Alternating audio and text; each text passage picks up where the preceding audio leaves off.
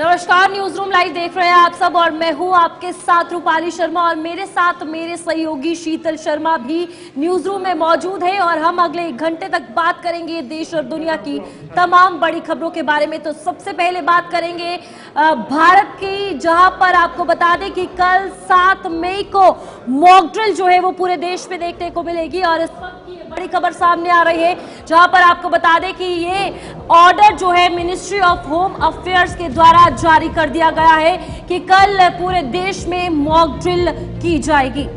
देखिए, एमएचए की तरफ से ये निर्देश जारी किए हैं। देश के कई राज्यों में मॉक ड्रिल होगा और ये भारत पाकिस्तान के बीच तनाव को लेकर ये मॉक ड्रिल का आयोजन होना है और करीब 244 ऐसे जिले हैं जहां पर मॉक ड्रिल होने वाला है। और बड़ी बात यह है और तैयारियों की बात यह है कि आज भी कुछ इलाकों में मॉक ड्रिल का आयोजन हो रहा है, लेकिन आप सीधे ये समझना होगा, सीधे इसके संकेत हैं कि भारत पाकिस्तान का जो तनाव है वो बढ़ रहा है और सरकार पर पूरा इस वक्त दबाव है। सरकार इसी फोकस के साथ काम कर रही है। पहले दिन से जब पहलगाम में हमला हुआ था उसी दिन से ये नीति और नियत सरकार की स्पष्ट है कि पाकिस्तान को इस बार जोरदार जवाब देना है ताकि आने वाले कई वर्षों तक पाकिस्तान याद रखे और इस तरह के हमलों को भारत में अंजाम ना दे। जो आतंकवाद को वहां से पनपने की कोशिश या फिर आतंकवाद को वहां से उत्पाद करने की कोशिश की जा रही है, उन्हें भारत या जम्मू कश्मीर में घुसपैठ करवाने की कोशिश की जा रही है, उसके नजरिए से ये बहुत बड़ा समय भारत के लिए, बहुत बड़ी चुनौती भी। लेकिन इस चुनौती को निपटने के लिए भारत की तीनों सेनाएं इस वक्त पूरी तरह से तैयार नजर आ रही है। तो बिल्कुल यहाँ पर आपको बता दें कि फिलहाल कल ये पूरे देश में मॉक ड्रिल होगी, जहाँ पर सरकार ने ये आदेश जो है वो जारी कर दिया है। फिलहाल आपको बता दें कि 244 जिलों में ये मॉक ड्रिल होगी और अब जिस तरीके से नियंत्रण रेखा और अंतर्राष्ट्रीय सीमा पर लगातार सीज फायर वायलेशन देखने को मिल रहा है, आज भी मेंढर, सुंदरबनी, कुपवाड़ा, बारामूला, पुंछ, राजौरी में फायरिंग हुई। इसके बाद ये पहलगाम अटैक के बाद लगातार एक के बाद एक कार्रवाइयां हो रही है और इस बीच लोगों को तैयार करना इसका मेन एजेंडा है। चाहे वो इवैक्यूएशन की बात हो या बंकर्स बनाने की बात हो, ऑल ओवर जो है वो ब्लैकआउट कैसे किया जाए, साथ ही साथ सायरन ड्रिल भी इसमें की जाएगी। और आपको बता दें कि इससे पहले, आज से कई साल पहले यानी कि 1971, आप लगा लीजिए उस वक्त जब युद्ध होने वाला था तो ये मॉक ड्रिल की गई थी। अब 1971 के बाद 2025 एक लंबे समय के बाद ये मॉक ड्रिल जो है वो की जा रही है, जिसके चलते गृह मंत्रालय ने मॉक ड्रिल के निर्देश जारी कर दिए हैं। बिल्कुल, देखिए, जिन देशों में युद्ध का खतरा होता है उस समय ये सायरन जो हैं वो बजाए जाते हैं, कुछ मिनट या कुछ सेकंड या कुछ समय पहले इनको बजाया जाता है। वैसे भी मिनिस्ट्री ऑफ होम अफेयर्स की तरफ से ये साफ कर दिया है कि बहुत जल्द भारतीय सेना एक्शन में आने वाली है, जो कि पहले ही सरकार की तरफ से साफ किया गया है। प्रधानमंत्री मोदी ने कई बार मंचों से जिक्र किया है कि पाकिस्तान को ऐसा जवाब दिया जाएगा जिसकी कल्पना पाकिस्तान ने कभी नहीं की होगी और उसी रास्ते पर फिलहाल भारत सरकार चल रही है। और अब गृह मंत्रालय ने यह आदेश जारी कर अब सीधे सीधे पाकिस्तान को ये चेतावनी दे दी है कि हम तैयार हैं, हमारी सेना तैयार है, चाहे वो जल सेना हो, थल सेना हो, वायु सेना हो, हर प्रकार से हम पाकिस्तान से निपटने के लिए तैयार हैं। लेकिन भारत का निशाना पाकिस्तान नहीं बल्कि पाकिस्तान में पनप रहे आतंकवादी और उनके सरगना जो वहां पर आतंकवाद को बढ़ावा दे रहे हैं उनको निपटाना है। और यही भारत की एक मिसाल बनाती है। भारत पूरे विश्व में एक ऐसा देश है जो शांति पर चलने वाला देश है, युद्ध के नहीं बुद्ध के रास्ते पर चलने वाला देश है। ऐसे में भारत के पास नो फर्स्ट यूज की पॉलिसी है जिसके तहत वो काम करता है और यहां पर भी वही कुछ सिनेरियो नजर आ रहा है। पाकिस्तान की तरफ से एलओसी पर लगातार फायरिंग हो रही है, सीज फायर का उल्लंघन हो रहा है, लेकिन भारतीय सेना भी यहां से सीधे जवाब दे रही है। तो ये बड़ी बौखलाहट जो है वो जरूर देखने को मिल रही है। इस बीच फिलहाल एक और बड़ी खबर, जहां श्रीनगर में आज से मॉक ड्रिल जो है वो शुरू हुआ है और डल झील में एसडीआरएफ ने ये मॉक ड्रिल चलाया है, जहां पर आपको बता दें कि भारत पाक तनाव के बीच मॉक ड्रिल जो है वो जारी है। लेकिन ये डल लेक की अगर बात की जाए तो यहाँ पर मॉक ड्रिल चल रहा है और सुबह सवेरे से ये मॉक ड्रिल किया जा रहा है, जहाँ पर तमाम एसडीआरएफ की टीम मौजूद है।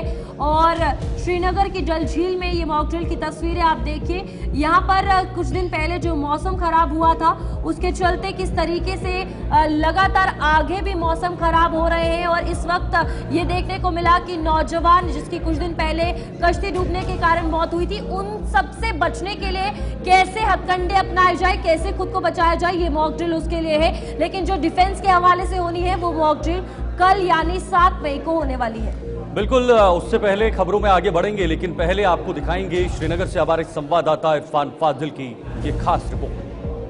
इस वक्त हम डल झील के किनारे मौजूद हैं और आज एसडीआरएफ की तरफ से एक मॉक ड्रिल हो रही है। हमारे साथ उसी के कर्मचारी है, आपसे जानना चाहेंगे आज इस ड्रिल का क्या मतलब है? सर, मेरा नाम रियाज अहमद है और मैं एसडीआरएफ फर्स्ट बटालियन से हूँ। आज यहाँ पर जो मॉक ड्रिल है इसका मकसद यही है कि हाल ही में सर आपने सुना होगा और देखा भी होगा, यहाँ पे कुछ फ्लड स्टॉर्म हुए थे, विंड स्टॉर्म हुए थे, उसमें कुछ लोगों की जान ही चले गई। तो उसी सिलसिले में हमारे जो कमांडेंट साहब है उसने बोला कि एक मॉक ड्रिल हो जाए जिसमें आम लोग भी शिरकत करें, उनका भी पार्टिसिपेशन उसमें रहे, ताकि वो सीखें। अल्लाह ना करे अगर कभी भी कोई ऐसा हादसा हो जाता है जिसमें लोग डूब जाते हैं, उस टाइम अगर कोई एजेंसी जल्दी से नहीं पहुंचे, जैसे एनडीआरएफ है, एसडीआरएफ उन तक नहीं पहुंचे, तो अगर हम वहाँ पर आम लोग भी खड़े होंगे, वो भी कुछ floating aid, improvised floating aid बना के उनकी जान बचा सकते हैं। तो उसी सिलसिले में आज जो मॉक ड्रिल है यहाँ आज के इस मॉक ड्रिल में आप कौन कौन सा सेशन करेंगे, क्या क्या सिखाएंगे? इसमें एक तो हम इनको थोड़ा इम्प्रोवाइज्ड फ्लोटिंग एड्स के बारे में बताएंगे, और दूसरा इसमें रहेगा बोट कैप्साइजिंग। अगर बोट कैप्साइज होती है तो उस दौरान उन्हें कैसे निकलना है, बोट के नीचे से कैसे निकलना है। और तीसरा इसमें एक रोप रेस्क्यू लॉन्चर है जिसकी मदद से हम वो लॉन्चर, मतलब अगर कोई दूर कहीं फंस जाता है उस तक हम जल्दी नहीं पहुंच जाते, तो उस रोप रेस्क्यू लॉन्चर की मदद से वहां तक एक रस्सा पहुंचाते हैं, एक लाइन पहुंचाते हैं, और उसमें से एक हार्नेस निकल जाता है जो पानी पे फ्लोट करता है, तो वो उसको पकड़ के हम यहाँ से खींच के उसको रेस्क्यू कर सकते हैं। आज के सिचुएशन को देखकर, हालातों को मद्देनजर रखते हुए, जिस तरीके से मौसम जो है बदल रहा है, कभी भी सिचुएशन होती है, तो उस पर क्या कहना चाहेंगे? इस तरह की एक्टिविटी इंपॉर्टेंट है? हाँ, ये तो आप देख रहे हैं कि हर एक एक्टिविटी इम्पॉर्टेंट रहती है, क्योंकि मौसम में भी कभी कभार भी खराब हो सकता है, कश्मीर में मौसम कभी भी खराब हो सकता है। तो इन चीज़ों को मद्देनजर रख के ये जो मॉक ड्रिल है ये बहुत ही ज़रूरी है, क्योंकि आने वाले वक्त में भी इनका अहम रोल रहेगा। कल जिस तरीके से एडवाइजरी जारी हुई है, खासतौर पे रेस्क्यू ऑपरेशंस को लेकर, आप एक एलजी के एसडीआरएफ की टीम है, इस वक्त आपका मेन क्या है और किस तरीके से आज इस प्रोग्राम को लेकर, इस एडवाइजरी को लेकर आप कहना चाहेंगे? जी, अस्सलाम वालेकुम। बिल्कुल, जिस तरीके से परसों वहाँ हबक में जो हादसा हुआ उसकी वजह से और जो एडवाइजरी है उसके लिए हम आज एक डेमोन्स्ट्रेशन यहाँ पे करने वाले हैं, जिसमें हम 3 इवेंट्स करने वाले हैं। एक तो बोट कैप्साइजिंग, जब कभी गस्ट इवेंट डल लेक में या कहीं पे भी बोट कैप्साइज होती है खुद, तो वो कैसे हम रिकवर कर सकते हैं, आज तो हम एक वो दिखाना चाहते हैं। तो ये वो बोट है। दूसरी चीज़ है ये फ्लोटिंग इम्प्रोवाइज्ड किट है जो हम खुद बनाते हैं, इसके ज़रिए से भी हम किसी को बचा सकते हैं। तीसरा है थ्रो गन उस सिचुएशन पे काम आता है जब कोई बंदा डूब रहा होगा, वहां तक नहीं पहुंच सकते, वहां से फिर हम उसको एक ट्यूब भेज सकते हैं यहाँ से थ्रो गन के थ्रू, फिर वो उसे रिकवर होता है। ओवरऑल अगर हम देखेंगे आपके इस एसडीआरएफ कंप्लीट ऑपरेशंस में 3 चीज़ें तो आपने बता दी, मगर क्या एनहांसमेंट करने की ज़रूरत है? इंफ्रास्ट्रक्चर जिस तरीके से आप बात कर रहे हैं, क्या ये सारी फैसिलिटीज़ अवेलेबल है ओवरऑल अगर हम देखेंगे? बिल्कुल, हर जगह अवेलेबल है ये सारी फैसिलिटीज़। और जिस तरह से वो परसों जो मसला हो गया था हबक में, वो यहाँ से करीबन 10-12 किलोमीटर दूर था, उस वजह से हम वहाँ जल्दी नहीं पहुँच पाए। भारत और पाकिस्तान के बीच तनाव जो है वो लगातार जारी है। इस बीच यूएनएससी बैठक में पाकिस्तान को जमकर फटकार मिली है और यहाँ पर पाकिस्तान पर कई बड़े सवाल उठे हैं। देखिए, संयुक्त राष्ट्र ने पहलगाम हमले की निंदा भी की है और पाकिस्तान को जमकर फटकार लगाई है, लताड़ा है। पाकिस्तान को उम्मीद थी कि यूएन हमारी आवाज सुनेंगे, यूएनएससी के अंदर जो बैठक हुई है उसमें पाकिस्तान की आवाज उठेगी, क्योंकि पाकिस्तान वहां पर एक टेम्परेरी सदस्य के तौर पर शामिल है, इंडिया अभी नहीं है। उस वजह से पाकिस्तान को ये उम्मीद थी, लेकिन उस उम्मीद पर यूएनएससी में पूरी तरीके से पानी फेर दिया है और कहा है कि पाकिस्तान को इन चीजों पर अब विराम लगाना होगा, आतंकवाद पर विराम लगाना होगा। और उल्टे पाकिस्तान के जो वहां पर प्रतिनिधि बैठे थे उनसे ही सवाल पूछना शुरू किया कि आपका जो आतंकवाद है उसको हम बिल्कुल भी बर्दाश्त नहीं कर सकते। करोड़ी सिंह जी हमारे साथ इस वक्त विदेश मामलों के जानकार, ज्यादा जानकारी के लिए जुड़े हुए। करोड़ी सिंह से जानना चाहेंगे, करोड़ी सिंह जी से। करोड़ी सिंह जी, एक बहुत बड़ा फैसला कल एमएचए की तरफ से लिया गया है, यानी मॉक ड्रिल का आयोजन कल पूरे देश के अंदर सभी राज्यों में होगा, जो फिलहाल बड़ी खबर आ रही है। इसका क्या मायना है और मॉक ड्रिल के बाद क्या सिचुएशंस बनती हैं, वो जरा विस्तार से समझाएंगे सर। देखिए शीतल जी, 2 तरह की मॉक ड्रिल होती है जी। एक जंग की सिचुएशन हाँ। को लेके, एक दहशतगर्दी की सिचुएशन को लेके। जी दहशतगर्दी की सिचुएशन की मॉक ड्रिल सामान्यतः एयरपोर्ट पे, बस स्टैंड पे, रेलवे स्टेशन पे, बीजी मार्केट में वहां होती है, लेकिन वो अनाउंस्ड नहीं होती हैं क्योंकि वो छोटा एरिया में होती है, इसलिए उससे ज्यादा पैनिक क्रिएट नहीं होता।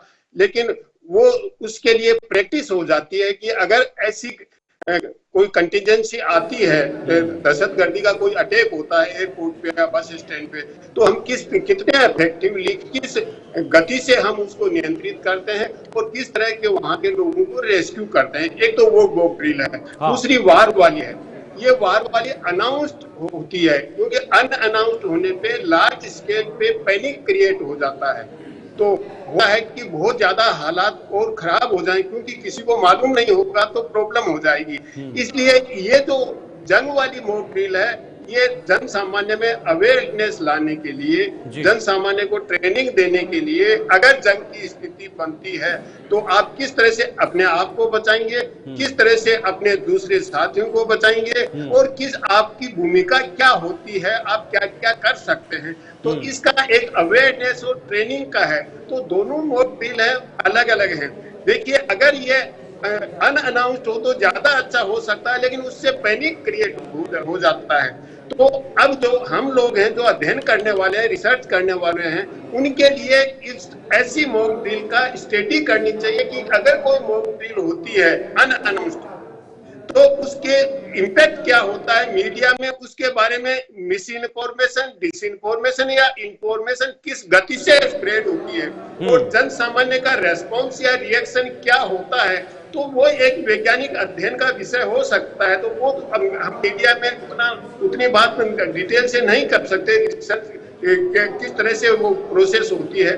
लेकिन ये जो ड्रिल हो रहा है वो इसीलिए हो रहा है कि अगर जंग का हालात बनते हैं, जिसकी मुझे संभावना बहुत कम लग रही है जैसे सिचुएशन बन रही है, लेकिन हमें उसके लिए प्रिपेयर्ड रहना चाहिए। क्योंकि देखिए, जंग की स्थिति होती है या सेना की स्थिति होती है, सुरक्षा की स्थिति है, उसमें 24/7 अलर्ट रहना पड़ता है। और इसलिए ये ड्रिल की जा रही है कि बाय चांस अगर जंग की स्थिति बनती है तो समाज का, सिविल सोसाइटी का, लोगों का क्या रेस्पॉन्स होगा, किस तरह से एडमिनिस्ट्रेशन काम करेगा, किस तरह से लोग काम करेंगे और किस तरीके से इसको नियंत्रित किया जा सकता है और जनता में पैनिक नहीं हो, भय न हो, उसको कंट्रोल करने की बात होती है। जी शीतल। लेकिन करोड़ी जी, यहाँ पर सवाल ये भी है कि जिस तरीके से ये बैठक फिलहाल रोकना चाहेंगे आपको, जहाँ पर मॉक ड्रिल पर गृह मंत्रालय ने उच्च स्तरीय बैठक की है और 7 मई को सभी राज्यों को मॉक ड्रिल करने का निर्देश जो है वो दे दिया है और इसमें ये उच्च स्तरीय बैठक जो है वो शुरू हो चुकी है। फिलहाल आपको बता दें, कल ये मॉक ड्रिल होने वाली है जहां पर 244 यहाँ पर बात की जाए तो सभी जिलों में ये मॉक ड्रिल जो है वो की जाएगी और अभी इसको लेकर मिनिस्ट्री ऑफ होम अफेयर्स काफी ज्यादा सतर्क नजर आ रही है। कल यहाँ पर प्रॉपर तरीके से बंकर्स की सफाई को लेकर, ब्लैकआउट को लेकर और साथ साथ इवैक्यूएशन को लेकर पूरे तरीके से ध्यान दिया जाएगा और ये मॉक ड्रिल वहां पर होगी। तो हमारे साथ करोड़ी जी जुड़े हुए। करोड़ी जी, यहाँ पर जिस तरीके से यहाँ मॉक ड्रिल की बात आ रही है और सायरन ड्रिल सबसे बड़ी बात इसमें है देखने वाली, तो क्या लगता है कि ये संकेत है, क्योंकि लंबे समय से कार्रवाइयां हुई है लेकिन ये मीटिंग की सीरीज जो अभी शुरू हुई, इस बीच ये बड़ा फैसला था मॉक ड्रिल का। देखिए रूपाली, इसके दो पक्ष हैं। एक तो जैसा मैंने पहले बताया कि ट्रेनिंग देना, अवेयरनेस जनरेट करना।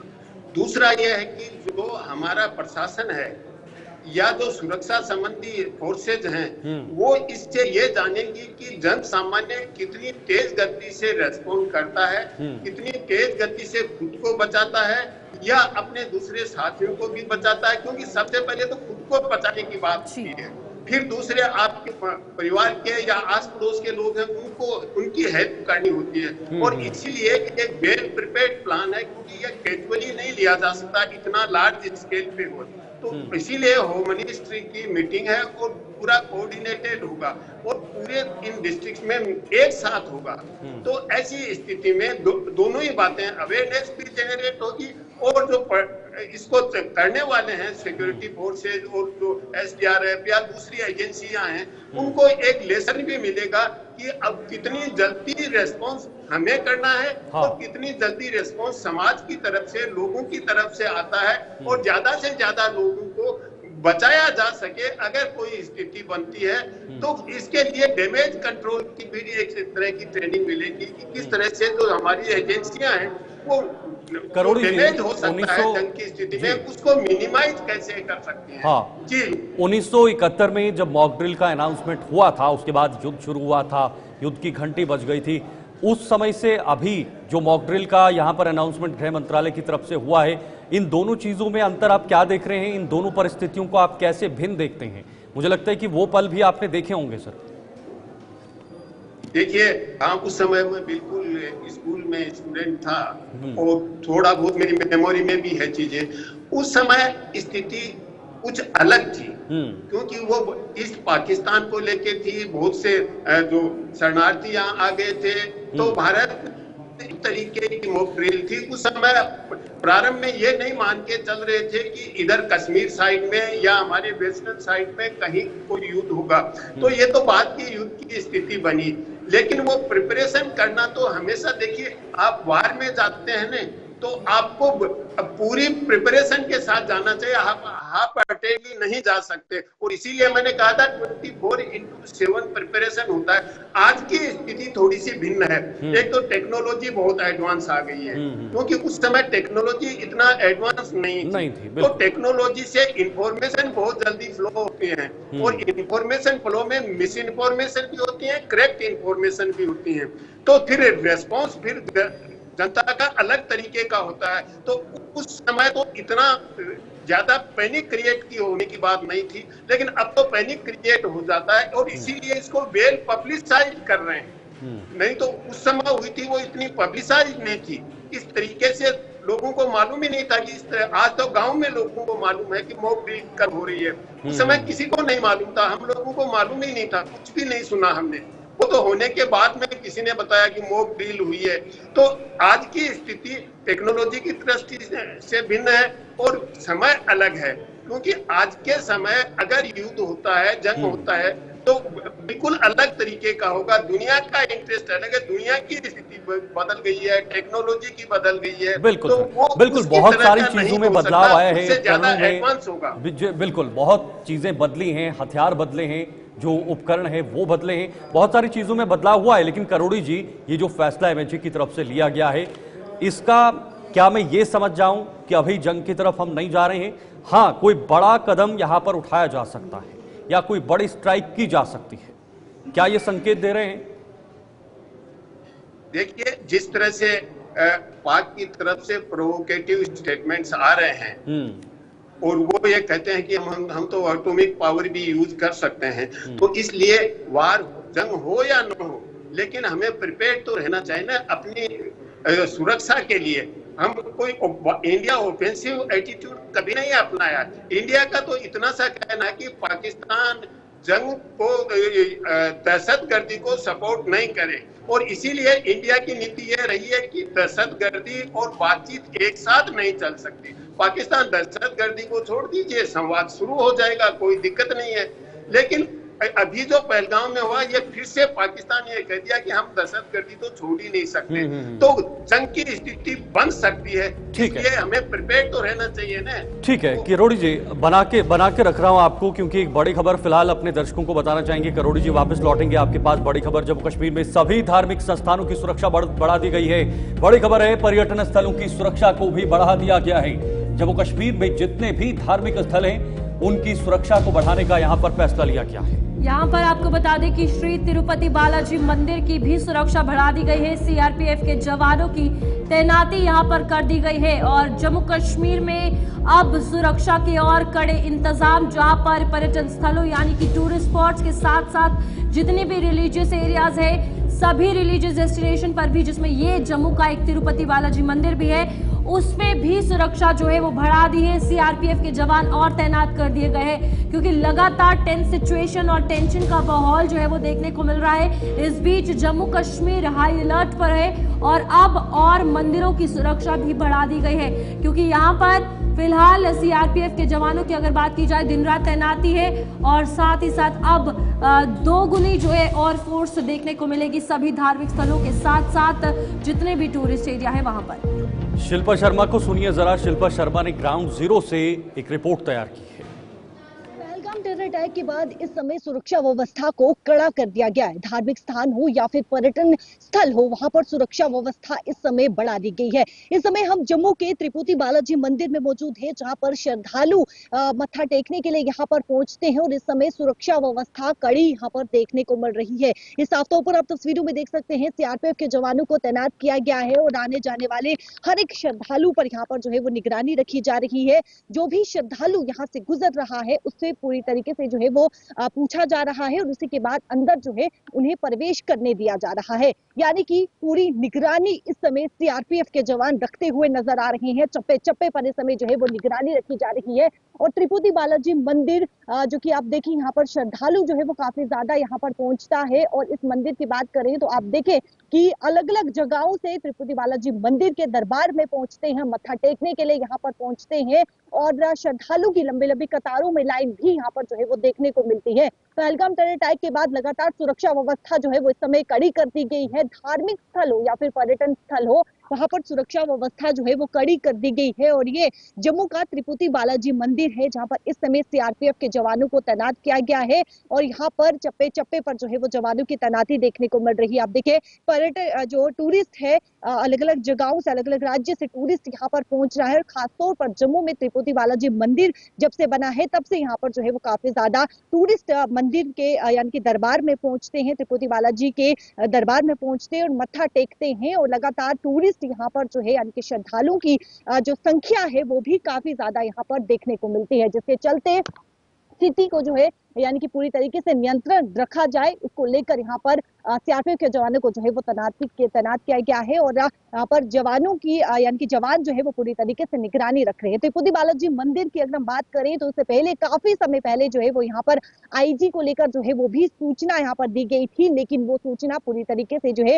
वो फर्जी निकली और इस समय सीआरपीएफ के जवान जो कि हर एक पैनी निगरानी रखते हुए जो है वो नजर आ रहे हैं और किसी प्रकार की कोई भी घटना पेश ना है उसको लेकर इस समय जो है वो सीआरपीएफ के जवान जम्मू के त्रिपुटी बालाजी मंदिर पे पूरी तरीके से जो है वो सतर्क नजर आ रही है। कैमरा पर्सन संजय के साथ शिल्पी शर्मा, जम्मू। तो बिल्कुल आपने यहाँ पर सुना कि हमारी संवाददाता के द्वारा साफ तौर पर कहा गया कि जम्मू कश्मीर के हर पर्यटन स्थल और साथ ही साथ धार्मिक स्थलों पर सुरक्षा बढ़ा दी गई है। आगे बात करेंगे जहां पर मॉक ड्रिल के हवाले से ही बात होगी। दिल्ली में आपको बता दें कि सुरक्षा व्यवस्था बढ़ा दी गई है मॉक ड्रिल को लेकर। इसी के साथ साथ दिल्ली पुलिस ने कमर कस ली है और गृह मंत्रालय की तरफ से देश भर में मॉक ड्रिल के निर्देश जो है वो जारी कर दिए गए थे। यहाँ पर आपको बता दें कि अब कल होने वाली मॉक ड्रिल को लेकर और ज्यादा सुरक्षा कड़ी कर दी गई है।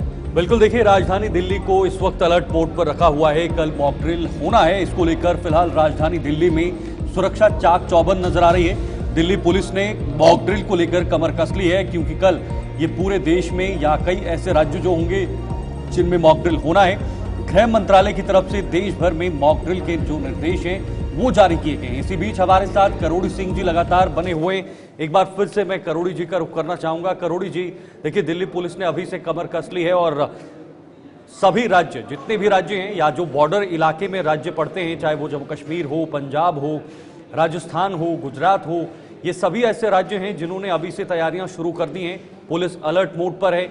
ये क्या प्रक्रिया रहती है, लोगों को उस समय कैसे रहना है, ये थोड़ा सा समझाएंगे अगर हमारे दर्शकों को, तो वो ज्यादा समझ पाएंगे। देखिए शीतल जी, अब हमारी डिफेंस सर्विसेज हैं वो नॉर्मली एक्सरसाइज करते रहते हैं बॉर्डर एरिया में डिफेंस के लिए, लेकिन जब आज की स्थिति में जंग होता है तो बॉर्डर से भी आगे होता है। मिसाइल हैं, बॉम्ब हैं या दूसरे ड्रोन हैं, तो बहुत सी चीजें यूज होती हैं टेक्नोलॉजी की। तो बॉर्डर से ज्यादा इम्पोर्टेंट जो मेन एरिया है वो हो जाता है सिविलियन एरिया। तो उस स्थिति में अगर कोई मिसाइल या बम आता है तो किस तरीके से बचा जाए और किस तरीके से उसको कंट्रोल किया जाए, उसके लिए ये एक तरह का सिमुलेशन है वार की स्थिति।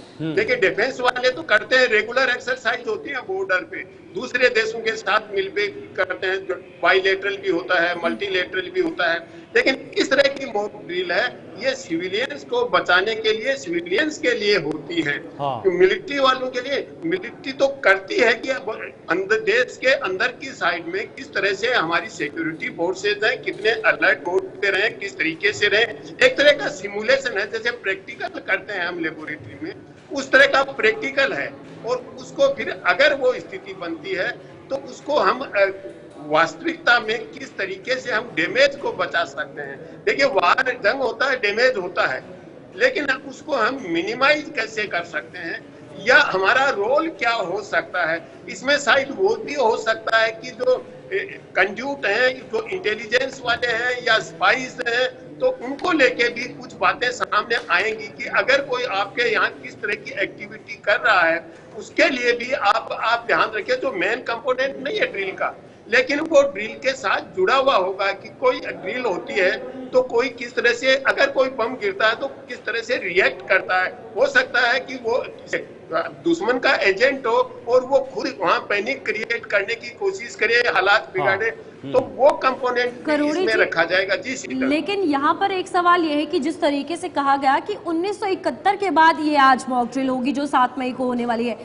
तब के वक्त में और अब के वक्त में टेक्नोलॉजी वाइज अगर बात की जाए, आर्म्स और एम्यूनिशंस की वाइज अगर बात की जाए, डिफेंस के हवाले से बात की जाए, कितने बड़े चेंजेस देखे हैं आपने इस वक्त, क्योंकि लगातार लंबे समय के बाद ही मॉक ड्रिल हो रही?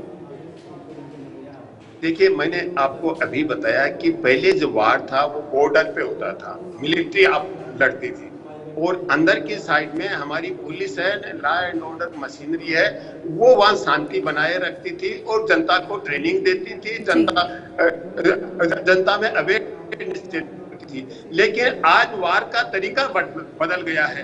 केवल ये नहीं है कि ड्रोन है, मिसाइल है या बम है, अब इंफॉर्मेशन स्प्रेड करना भी एक वार का मेथड हो गया, प्रोपेगेंडा करना मेथड हो गया, एक कम्युनल डिसहार्मनी अंदर सोसाइटी में क्लीवेजेस पैदा करना और उनको फिर हाईलाइट करना कि किस तरीके से प्रॉब्लम हो जाए। जैसे आतंकवादियों का अभी जो पहलगाम में हुआ, उनका मुख्य उद्देश्य एक था, और भी उद्देश्य थे, लेकिन एक उद्देश्य ये था कि हिंदुस्तान में हिंदू मुस्लिम की हालात क्रिएट कर दे तो हिंसा हो जाए। खैर वो खुशकिस्मत थी कि नहीं हो पाई। कुछ छोटे छोटे ऑर्गेनाइजेशन ने एक बार कुछ रिएक्ट किया कि ये तो हिंदू मुस्लिम हो रहा, वो नाम पूछ के कर रहे हैं या धर्म जान के कर रहे हैं, लेकिन खैर समझ आ गई। तो इस तरह की एक्टिविटीज भी वादंग के टाइम में होती हैं, तो पहले इस लेवल पे नहीं होती थी, लेकिन अब उसका स्केल बढ़ गया है, साइज बढ़ गया है और बॉर्डर से ज्यादा इंपॉर्टेंट जो इंटीरियर एरिया है, समाज के अंदर का है, जंग में वो ज्यादा महत्वपूर्ण हो गया है बॉर्डर से भी कहीं। ओके सर, ओके, बहुत बहुत शुक्रिया आपका करोड़ी जी। आपने हमारे दर्शकों को बहुत विस्तार से समझाया और ये बताया कि आखिर मॉक ड्रिल होता क्या है, किस तरह से होगा और लोगों को इसमें कोई पैनिक होने की जरूरत नहीं है। एक नॉर्मल प्रक्रिया है, लेकिन इसका दायरा थोड़ा बढ़ा देते हैं, यही वजह है कि मॉक ड्रिल का आयोजन होता है। इस वक्त आपको सीधे पंजाब लिए चलते हैं, जहां पर पंजाब के वित्त मंत्री हरपाल सिंह चीमा प्रेस कॉन्फ्रेंस कर रहे हैं। क्या कुछ कहना है? माइनिंग कर सकदागा, सो ਉਹਦੇ ਲਈ ਉਹ ਆਪਣੀ ਜ਼ਮੀਨ ਨੂੰ ਕਿਸੇ ਨੂੰ ਲੀਜ਼ ਤੇ ਦੇ ਸਕਦਾਗਾ, ਆਪਣੀ ਜ਼ਮੀਨ ਨੂੰ ਕਿਸੇ ਨੂੰ ਕੰਟਰੈਕਟ ਤੇ ਦੇ ਸਕਦਾਗਾ, ਸਾਲ ਲਈ, 2 ਸਾਲ ਲਈ, 3 ਸਾਲ ਲਈ, 4 ਸਾਲ ਲਈ। ਸੋ ਉਹਦੇ ਲਈ ਜਿਹੜਾ ਮੈਂ ਸਮਝਦਾ ਰਾਇਲਟੀ ਆ, ਪਹਿਲਾਂ ਜਿਹੜੀ ਰਾਇਲਟੀ 73 ਪੈਸੇ ਸੀ ਕਿਊਬਿਕ ਫਿਟ, ਉਹ ਹੁਣ ਅਸੀਂ ਰੇਤੇ ਦੇ ਵਿੱਚ 1 ਰੁਪਿਆ 70 ਪੈਸੇ ਕੀਤੀ ਆ, ਯਾਨੀ ਕਿ 1 ਰੁਪਿਆ ਰਾਇਲਟੀ ਹੋਰ ਵਧਾਈ ਆ। ਉਹ ਰਾਇਲਟੀ ਜਿਹੜੀ ਆ ਅਸੀਂ ਕੁਆਟਰ ਵਾਈਜ਼ ਜਿਹੜਾ ਅਸੈਸ ਕਰਨ ਤੋਂ ਬਾਅਦ ਸਾਡੀ ਜਿਹੜੀ ਕੰਪੀਟੈਂਟ ਅਥਾਰਟੀਜ਼ ਨੇਗੀਆਂ ਉਹ ਰਾਇਲਟੀ ਨੂੰ ਅਸੈਸ ਕਰ ਰਹੀਆਂ, ਉਸ ਏਰੀਏ ਨੂੰ ਮਾਪਣਗੀਆਂ। ਮੰਨ ਲਓ ਕਿਸੇ ਨੇ 1 ਏਕੜ ਦੀ ਆਪਣੀ ਐਨਓਸੀ ਲਈ ਆ, 1 ਏਕੜ ਦੀ ਆਪਣੀਆਂ ਸਾਰੀਆਂ ਫਾਰਮੈਲਿਟੀਜ਼ ਪੂਰੀਆਂ ਕਰਕੇ ਕਲੀਅਰੈਂਸ ਲੈ ਲਈ, ਜਦੋਂ এনवायरमेंटल ਕਲੀਅਰੈਂਸ ਹੋਊਗੀ, ਸੀਆ ਦੀ ਕਲੀਅਰੈਂਸ ਹੋਊਗੀ, ਉਸ ਤੋਂ ਬਾਅਦ ਉਹਨੂੰ ਸਾਡਾ ਅਧਿਕਾਰੀ ਜਿਹੜਾ ਅਸੈਸ ਕਰੂਗਾ ਕਿ ਇਹਦੇ ਅੰਦਰ ਕਿੰਨਾ ਰੇਤਾ ਗਾ, ਇਸ ਮਾਈਨਿੰਗ ਦੇ ਅੰਦਰ, ਮਾਈਨਿੰਗ ਸਾਈਟ ਦੇ ਅੰਦਰ ਕਿੰਨਾ ਰੇਤਾ ਗਾ। तो उस तो बाद उस साइड की ਜਿਹੜੀ ਆ 25% यानी कि क्वार्टरली ਜਿਹੜੀ ਅਸੈਸ ਹੋ ਕੇ ਸਾਰੇ ਪੈਸੇ ਜਿਹੜੇ ਨੇਗੇ ਉਹ ਪਹਿਲਾਂ ਭਰਾਏ ਜਾਣਗੇ।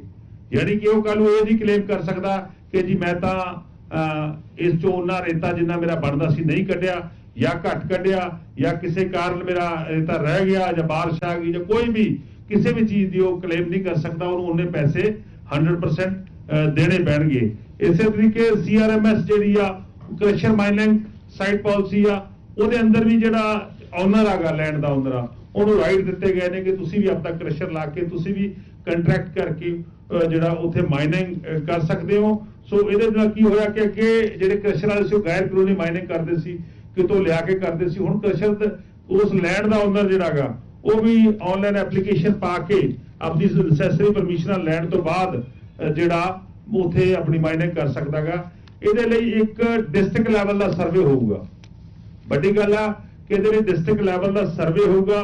ਉਸ ਸਰਵੇ ਰਿਪੋਰਟ ਆਉਣ ਤੋਂ ਬਾਅਦ ਮੰਨ ਲਓ ਆਹ ਸਾਈਟ ਜਿਹੜੀ ਹੈ ਇਹ ਜਗ੍ਹਾ ਦੇ ਉੱਤੇ ਆਪਾਂ ਨੇ ਕਿਹਾ ਕਿ ਇੱਥੇ ਮਾਈਨਿੰਗ ਸਾਈਟ ਆ, ਕੱਲ ਨੂੰ ਕੋਈ ਕਲੇਮ ਕਰਦਾ ਕਿ ਉਹ ਜਗ੍ਹਾ ਤੇ ਵੀ ਮਾਈਨਿੰਗ ਸਾਈਟ ਆ, ਜੇ ਉਹ ਸਰਵੇ ਦੇ ਅੰਦਰ ਨਹੀਂ ਆਈ ਤਾਂ ਉਹ ਮਾਈਨਿੰਗ ਨਹੀਂ ਕਰ ਸਕਦਾ। ਹੁਣ ਅਸੀਂ ਇਹ ਸੁਨਿਸ਼ਚਿਤ ਕਰ ਰਹੇ ਹਾਂ ਕਿ ਇਹ ਅਸੀਂ ਅਨਾਉਂਸ ਕਰ ਰਹੇ ਹਾਂ ਕਿ ਸਾਲ ਦੇ ਵਿੱਚ ਸਰਕਾਰੀ ਤੌਰ ਦੇ ਉੱਤੇ 2 ਵਾਰ ਜਿਹੜਾ ਸਰਵੇ ਹੋਇਆ ਕਰੂਗਾ ਕਿ ਕੋਈ ਨਵੀਂ ਸਾਈਟ ਜਿਹੜੀ ਆ ਉਹ ਹੋਂਦ ਵਿੱਚ ਆਈ ਆ, ਕੋਈ ਨਵਾਂ ਏਰੀਆ ਜਿਹੜਾ ਉਹ ਆਇਡੈਂਟੀਫਾਈ ਹੋਇਆਗਾ ਜਿੱਥੇ ਕੋਈ ਮਾਈਨਿੰਗ ਹੋ ਸਕਦੀ ਆ। ਸੋ ਉਸ ਤੋਂ ਬਾਅਦ ਉਸ ਜਿਹੜਾ ਸਾਈਟ ਆ ਉਹਦਾ ਓਨਰ ਜਿਹੜੀ ਆ ਨੈਸੈਸਰੀ ਪਰਮਿਸ਼ਨ ਲੈਣ ਤੋਂ ਬਾਅਦ ਆਪਣੀ ਮਾਈਨਿੰਗ ਕਰਵਾ ਸਕਦਾਗਾ ਔਰ ਸਾਡੀ ਰਾਇਲਟੀ ਜਿਹੜੀ ਆ ਉਹ ਦੇ ਸਕਦਾਗਾ। ਇਸ ਤੋਂ ਬਿਨਾਂ ਜੇਕਰ ਆਪ ਚਾਹੇ, ਜੇਕਰ ਕੋਈ ਵਿਅਕਤੀ ਕਹਿੰਦਾ ਕਿ ਮੇਰੀ ਜਗ੍ਹਾ ਜਿਹੜੀ ਹੈ, ਮੇਰੀ ਜਗ੍ਹਾ ਦੇ ਅੰਦਰ ਰੇਤਾਗਾ ਜਾਂ ਮੇਰੀ ਜਗ੍ਹਾ ਦੇ ਅੰਦਰ ਜਿਹੜਾ ਗ੍ਰੈਵਲ ਆ, ਤਾਂ ਉਹ ਕੀ ਕਰ ਸਕਦਾਗਾ ਕੋ ਸਾਡੇ ਕੋਲੇ ਆਪਣੀ ਐਪਲੀਕੇਸ਼ਨ ਦੇ ਕੇ ਵੀ ਸਰਵੇ ਕਰਵਾ ਸਕਦਾਗਾ।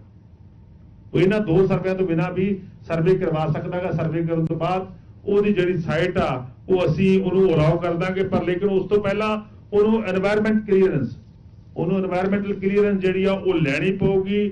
ਉਹਨੂੰ ਸੀਆ ਕੋਲੇ ਜਾ ਕੇ, ਜਿਹੜੀ ਸਟੇਟ এনवायरमेंटल ਇੰਪੈਕਟ ਜਿਹੜੀ ਅਥਾਰਟੀ ਆ, ਇੰਪੈਕਟ ਅਸੈਸਮੈਂਟ ਅਥਾਰਟੀ ਆ, ਉਹਦੇ ਕੋਲੇ ਜਾ ਕੇ, ਜਿਹੜੀ ਸੀਆ ਕੋਲੇ ਜਾ ਕੇ এনवायरमेंटल ਕਲੀਅਰੈਂਸ ਲੈਣੀ ਪਊਗੀ। ਜੇਕਰ এনवायरमेंटल ਕਲੀਅਰੈਂਸ ਦਿੰਦਾਗਾ ਤਾਂ ਹੀ ਉਹ ਸਾਈਟ ਜਿਹੜੀ ਆ ਮਾਈਨਿੰਗ ਕਰਨ ਦੇ ਯੋਗ ਹੋਊਗੀ। ਇਹ ਬੜਾ ਵੱਡਾ ਸਵਾਲ ਹੈਗਾ ਕਿ ਜਿਹੜੀ state environmental impact assessment authority ਆ ਉਹਦੇ ਕੋਲ ਜਾ ਕੇ ਉਹ ਆਪਣੀ ਫੀਸ ਭਰ ਕੇ ਉਹਦੀ ਅਸੈਸਮੈਂਟ ਕਰਵਾਊਗਾ ਕਿ ਹਾਂਜੀ, ਫਿਰ ਜਾ ਕੇ ਲੈਟਰ ਆਫ ਇੰਟੈਂਟ ਜਿਹੜਾ ਉਹ ਡਿਪਾਰਟਮੈਂਟ ਜਾਰੀ ਕਰੂਗਾ। ਸੋ ਇਹਦੇ ਨਾਲ ਮੈਂ ਸਮਝਦਾ पंजाब के अंदर ਜਿਹੜਾ गैर कानूनी माइनिंग हो रही थी। ये प्रेस कॉन्फ्रेंस वित्त मंत्री की तरफ से आप सुन रहे थे, पंजाब के वित्त मंत्री। अब जरा आगे बढ़ेंगे, एक और बड़ी खबर है पंजाब से ही, जहां पर कुछ बड़ी सफलता वहां पर सुरक्षा बलों के हाथ लगी है और सामान की बरामदगी हुई है। ये बड़ी अपडेट, पंजाब में जंगलों से आरपीजी, आईडी, हैंड ग्रेनेड वगैरह मिले हैं, ये बरामद किए गए हैं। आईएसआई ने आतंकी घटनाओं के लिए वहां पर छिपाए थे, ये डीजीपी ने बयान दिया है। स्लीपर सेल एक्टिव करने की प्लानिंग की जा रही है पाकिस्तान की तरफ से, ये भी पंजाब के डीजीपी ने अपने बयान में कहा है। इसमें आपको बता दें कि 2 आरपीजी, 2 आईडी और 5 हैंड ग्रेनेड बरामद हुए हैं। फिलहाल पहलगाम में हुए आतंकी हमले के बाद पंजाब के शहीद भगत सिंह नगर के जंगलों में पुलिस ने ये 2 आरपीजी, 2 आईडी और 5 हैंड ग्रेनेड और एक वायरलेस कम्युनिकेशन सेट बरामद किया है। फिलहाल आपको बता दें कि ये कहा जा रहा है कि खुफिया इनपुट के बाद अमृतसर की स्टेट स्पेशल ऑपरेशन सेल यानी SSOC केंद्र एजेंसी के साथ तिब्बा नंगल कुलार रोड के पास ये जंगल है और वहां पर ये जो मिला सामान, जो 2 आरपीजी, 2 आईडी और 5 हैंड ग्रेनेड। देखिए रुपाली, कुछ ही दिन पहले जम्मू कश्मीर के पुंछ इलाके में भी सामान बरामद हुआ था, भारी मात्रा में वो सामान बरामद किया गया था, लेकिन अब पंजाब में भी ये बरामद हुआ है। नवदीप छाबड़ा, ब्यूरो चीफ पंजाब से हमारे साथ फोन लाइन पर जुड़े हुए हैं। नवदीप, ये बड़ी उपलब्धि है एक तरफ से, क्योंकि सामान बरामद किया गया है, आईडीज बरामद किए गए हैं, 5 हैंड ग्रेनेड भी वहां पर बरामद हुए हैं, लेकिन दूसरी तरफ चिंताजनक विषय ये है कि ये गतिविधियां बढ़ रही हैं, सामान मिलने का मामला, या जिस तरह से डीजीपी ने कहा कि भाई जो स्लीपर सेल्स हैं वो फिर से एक्टिव करने की यहाँ पर कोशिश की जा रही है। देखिए शीतल, बिल्कुल ये एक बहुत बड़ी हम कह सकते हैं कि बरामदगी है पंजाब के बॉर्डर के ऊपर। और जिस तरीके से डीजीपी की तरफ से ट्वीट किया गया और जो इनपुट मिले थे, चाहे वो केंद्रीय खुफिया एजेंसी हो, चाहे वो पंजाब के स्टेट ऑपरेशन सेल की टीम हो, तो इनपुट यही थे कि पाकिस्तान की तरफ से हथियारों का बड़ा जखीरा जो है वो पंजाब के अंदर भेजा गया। और आपको याद होगा कुछ दिन पहले पंजाब में ये खुलासे भी हुए थे कि बड़ी संख्या के अंदर हैंड ग्रेनेड और आरपीजी जो लॉन्चर हैं वो पंजाब के अंदर पाकिस्तान की तरफ से भेजे गए हैं। आईएसआई लगातार पंजाब को डिस्टर्ब करने का प्रयास कर रही है, चाहे वो ड्रोन के जरिए हथियारों की खेप भेजना हो या फिर हेरोइन को। लेकिन इतनी बड़ी रिकवरी ये सीधा सीधा एक संकेत है कि पंजाब के अंदर आईएसआई कोई बड़ा हमला या फिर बड़ी साजिश रचने की फिराक में थी। और पिछले एक महीने के अंदर कई जो ऐसे बस्त पंजाब पुलिस ने कहीं ना कहीं नेक्सस को भंडाफोड़ किया, जिसमें विदेशी जो हैंडलर थे, चाहे वो पाकिस्तान के अंदर बैठे हैं या कनाडा या बाकी जगह पर वहां पर जो नेक्सस अपना चला रहे हैं, तो उनके गुर्गे, उनके बदमाश पंजाब के अंदर बड़ी गिनती में पंजाब पुलिस ने उनको गिरफ्तार किया था। लेकिन ये हथियारों का जखीरा मिलना, ये संकेत साफ है कि पंजाब के अंदर बड़ी जो जगह थी वो टारगेट पे थी। हालांकि अब पुलिस इसकी पूरी जांच करेगी, केंद्रीय खुफिया एजेंसी इस पूरे मामले की जांच करेगी कि आखिरकार कौन से रास्ते से ये हथियार पंजाब के अंदर लाए गए और पंजाब के अंदर कौन से वो स्लीपर सेल हैं जिनके पास ये हथियारों की खेप पहुंचनी थी और पंजाब को डिस्टर्ब करने का पूरा प्लान था।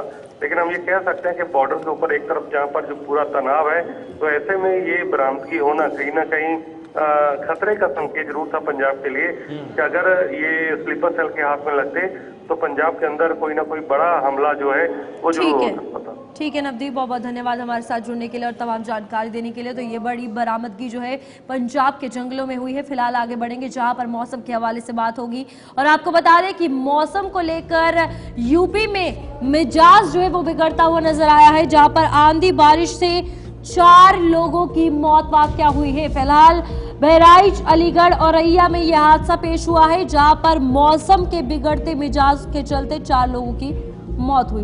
देखिए बिल्कुल, और दुखद खबर ये भी है कि आंधी पानी से दूल्हे की जो बारात थी वो भी डगमगा गई और खुद दूल्हे की मौत भी हो गई। इस घटना में दूल्हे की बुआ की मौत हो गई। ये बहराइच में बिजली गिरने से एक व्यक्ति की मौत हुई है, क्योंकि जिस प्रकार से मौसम ने अपना मिजाज बदला है उस वजह से भारी तबाही, बारिश, बाढ़, कहीं पर पेड़ गिर रहे हैं, कहीं पर सड़कें टूट रही हैं और कहीं पर लोग जो हैं वो इसकी जद में आने से उनकी मौतें हो रही हैं। तो यही फिलहाल जो हम आपको खबर दे रहे हैं, मौसम ने मिजाज बिगड़ा है और लखनऊ के कई इलाकों में इस तरह की चीजें देखने को मिली हैं। साथ साथ आंधी बारिश से 4 लोगों की मौत हुई है। इसमें बहराइच है, अलीगढ़ भी शामिल है, औरैया भी शामिल है, जहां पर हादसे हुए। और जो तस्वीरें आपके सामने हैं, आप खुद देख सकते हैं किस तरह से आंधी और तूफान के साथ वहां पर जो पेड़ हैं आसपास, सड़कों के आसपास में, वो धड़ाम करके सड़कों में गिरे हुए हैं, जिससे कुछ गाड़ियां वहां पर पार्क होती हैं, उनका नुकसान तो होता ही होता है, लेकिन अगर कोई व्यक्ति इसके नीचे आता है तो वो भी हादसे का शिकार होता है। अलीगढ़ में पेड़ गिरने से किसान की मौत हुई है, दंपत्ति समेत 3 लोग इसमें घायल हुए हैं। चलिए, हमारे साथ हमारे संवाददाता रजा अब्बास जुड़ चुके हैं। रजा से जानकारी लेंगे। रजा, बताइएगा इस वक्त मौसम के हवाले से फिलहाल पहले यूपी में क्या कुछ हाल है और जो नुकसान हुआ है इसकी जानकारी भी दीजिएगा। देखिए, औरैया, अलीगढ़, बहराइच में नुकसान हुआ, खासतौर पर लखनऊ में जो हीट वेव थी और पारा ज्यादा था, गर्मी ज्यादा था, उसमें गिरावट आई है। मौसम में थोड़ा तब्दीली आई है। बारिश और इस तरह की चीजें होने से लखनऊ के आसपास का एनवायरनमेंट उसमें पारा गिरा है, तो वो जो गर्मी थी वो तो अभी नजर नहीं आ रही, मगर बहराइच, औरैया और अलीगढ़ में नुकसान हुआ है, जहां पर खासतौर पे मुख्यमंत्री ने मॉनिटरिंग की है। वहां के जिला प्रशासन से बात की कि जो भी जरूरत की चीजें मुहैया की जाएं और अगर कोई दिक्कत हो, कोई परिवार इसमें चपेट में आ गया तो उसको मुआवजा भी जरूर दिया जाए। रजा, कितने लोग प्रभावित हुए हैं? क्योंकि ये माना जा रहा है अलग अलग जगहों पर बारिश और आंधी से वहां पर कुछ लोगों की मौतें हुई हैं, कुछ लोग घायल हुए हैं और कई जगहों पर तो बारातें प्रभावित हुई हैं, दूल्हे की भी मौत हुई है।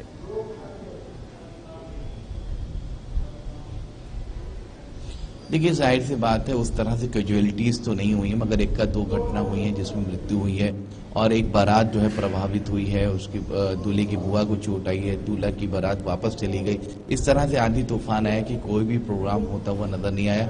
और खास तौर पे जो इंडिविजुअल इस इलाके में और अवध के क्षेत्र में इस दौर में नहीं लोगों को मालूम था इस तरह की बारिश होगी, इस तरह से इम्पैक्ट होगा, जिसकी वजह से लोग इस तरह से तैयार नहीं थे और जिला प्रशासन भी तैयार नहीं था। इस तरह की इंडिविजुअल जो घटनाएं हुई हैं या एरिया प्रभावित हुए हैं, कैजुअलिटीज ज्यादा नहीं रही, मगर यह है कि संकेत इस वक्त दे दिया गया है कि अगर बरसात का मौसम आएगा तो कैजुअलिटीज ज्यादा हो जाएंगी, लिहाजा तैयारी जिला प्रशासन अभी से करके रखे। चलिए, शुक्रिया आपका रजा, ये जानकारी आपने साझा की। इस जानकारी के साथ हमारे साथ रजा जुड़े हुए थे, जिन्होंने कहा कि अभी मौसम खराब हो सकता है, सरकार इस पर नजर बनाए हुए है। अब जरा आगे बढ़ेंगे, बेंगलुरु की बात करेंगे, जहां पर आरक्षण को लेकर एक मामला सामने आया है। उसी से जुड़ी है बड़ी खबर। और मुख्यमंत्री सिद्धरमैया ने विधानसभा स्थित प्रेस कॉन्फ्रेंस में कहा कि चुनाव घोषणा पत्र में की गई घोषणा के अनुसार आंतरिक आरक्षण लागू करने के लिए प्रतिबद्ध रहना स्पष्ट किया है। हमने इस दिशा में एक बड़ा कदम उठाए है और आज से 3 चरणों में वैज्ञानिक तरीके से डेटा संग्रह किया जाएगा। हमने सेवानिवृत्त उच्च न्यायालय के न्यायाधीश नागमोहन दास की अध्यक्षता में 1 सदस्यीय आयोग का गठन किया है और समिति ने अनुसूचित जातियों में आंतरिक आरक्षण पर एक रिपोर्ट भी जारी की है। ಜಾತಿಗೆ ನಿರ್ದಿಷ್ಟವಾದಂಥ ಅಂಕಿಅಂಶಗಳು ಬೇಕಾಗ್ತದೆ. ಅದಕ್ಕೋಸ್ಕರ ನಾಗಮೋಹನ್ ದಾಸ್ ಅವರ ಆಯೋಗದವರು ಎಲ್ಲ ಸಿದ್ಧತೆಗಳನ್ನು ಮಾಡಿಕೊಂಡು ತರಬೇತಿ ಕೊಡ್ತಕ್ಕಂಥದ್ದು, ಗಣತಿದಾರರಿಗೆ ತರಬೇತಿ ಕೊಡ್ತಕ್ಕಂಥದ್ದು, ಮೇಲ್ವಿಚಾರಕರಿಗೆ ತರಬೇತಿ ಕೊಡ್ತಕ್ಕಂಥದ್ದು ಇವತ್ತಿನಿಂದ ಪ್ರಾರಂಭ ಆಗಿ 17ರವರೆಗೆ ಎಂಪಿರಿಕಲ್ ಡಾಟಾವನ್ನು ಕಲೆಕ್ಟ್ ಮಾಡ್ತಕ್ಕಂಥ ಕೆಲಸವನ್ನು ಮನೆಮಗಿ ಮಾಡ್ತಕ್ಕಂಥ ಕೆಲಸವನ್ನು ಮಾಡ್ತಾರೆ. ಸುಮಾರು 65,000 ಟೀಚರ್ಗಳು ಜಿಲ್ಲಾಧಿಕಾರಿಗಳು ನೇಮಕ ಮಾಡಿದ್ದಾರೆ. ರೇಟರ್ಸ್ ಅಂತ ಕರೀತಾರೆ.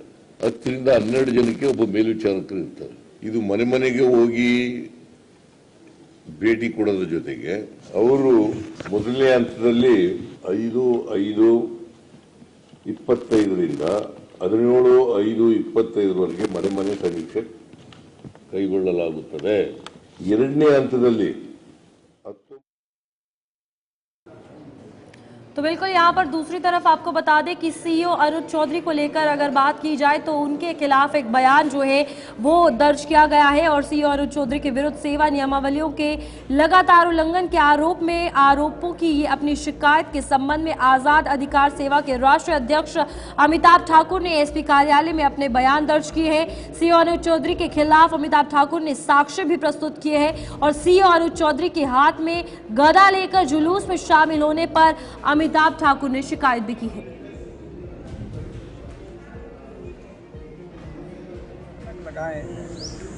मुझसे एडिशनल एसपी कार्यालय द्वारा 2 बिंदुओं पर सवाल पूछे गए हैं, जिनका मैंने अलग से उन्हें उत्तर प्रदान किया है और उनसे अनुरोध किया है कि इस महत्वपूर्ण प्रकरण में समुचित और निष्पक्ष कार्रवाई हो।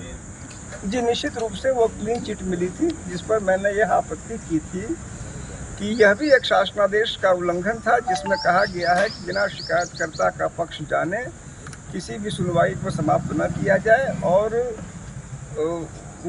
मुझे लगता है कि निश्चित रूप से उस आपत्ति को संज्ञान लेकर उस शिकायत को पुनर्जीवित किया गया है और मुझे अपनी बात कहने का अवसर दिया गया है। सीईओ तो पहलवान है, गधे की बात थी, इस पर शिकायत थी, तो उनका कहना है कि मैं तो जवान ही गधा के साथ हुआ हूँ, हनुमान जी की गधा के। देखिए, निश्चित रूप से उन्हें अपनी बात कहने का अधिकार है। समस्या सिर्फ यह है कि यदि कोई व्यक्ति सरकारी पद को धारण करता है तो उसके साथ तमाम बंदिशें, रिस्ट्रिक्शंस इसीलिए डाल दी जाती हैं कि वह व्यापक जनहित में मानी गई हैं। हमारे देश में किसी व्यक्ति को अपने निजी विचार रखने, अपना निजी धर्म पालन करने का कोई रोक नहीं है, लेकिन सरकारी नियमों में जो बंदिशें डाली गई हैं वह सबों के हित में डाली गई हैं और उनका पालन करना मैं समझता हूँ हर एक की जिम्मेदारी है। ऐसा लगता है कि श्री चौधरी के संदर्भ में उनके द्वारा अतिरेक करते हुए इसका निरंतर उल्लंघन किया गया। सर, आप भी पुलिस सेवा में नहीं है, आपके पुलिस की वर्दी वाला फोटो का इस्तेमाल कर रहे हैं कार्यकर्ता लोग। यह आपने हमारे साथियों ने बताया है, यह निश्चित रूप से गलत है। चलिए, न्यूज रूम लाइव में आज के लिए फिलहाल इतना ही। मुझे और मेरी सहयोगी को दीजिए इजाजत। नमस्कार।